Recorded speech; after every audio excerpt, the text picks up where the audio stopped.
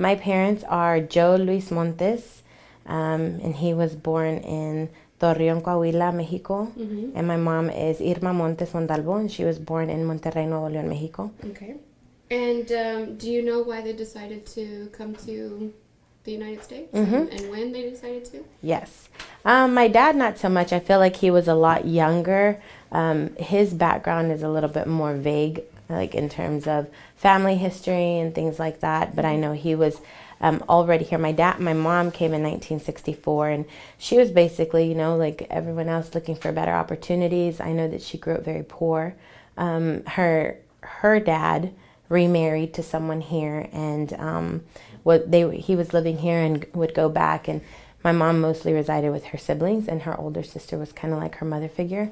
And so I think at some point her brothers came and her dad had come, so she decided, you know, she needed to just see what else was out here, and her ties to Mexico, you know, weren't very deep rooted in the sense of this home structure, this fixed home structure. So she came over to join the rest of her family.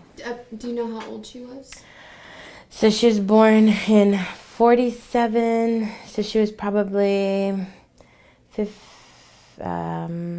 her teens, right? So 47 to 64, 57, 3, right. 17, about okay. 17. Okay. Okay, so she was a little bit older. Right, Yeah. she was a little So old. not a young kid. Did she speak English when she No, came she over? didn't, no.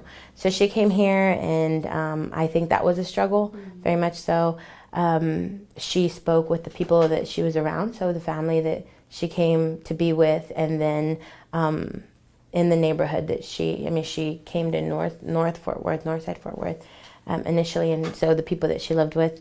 But I know that her first job was like housekeeping, and it was just a struggle. Like, she worked for several families, and so she would tell me stories about how she really relied on her interpreters, and sometimes she felt like they weren't interpreting the things she wanted, and she kind of felt manipulated. And so I know that it was definitely there was a language barrier that she had to get over coming over initially. And in what ways did she ever explain specifically, you know, how she felt like she was being manipulated? You know, there was this one story, and I didn't hear this until later. I mean, it's been fairly recently in my life, but we were sitting around talking, and she'd worked for a family, and she would take care of this young man. And so she was a young girl herself, right? And he was very travieso, is what she said. He'd always get into things and, you know, cause trouble for her, is what she said. And it was just the kid, and he broke something.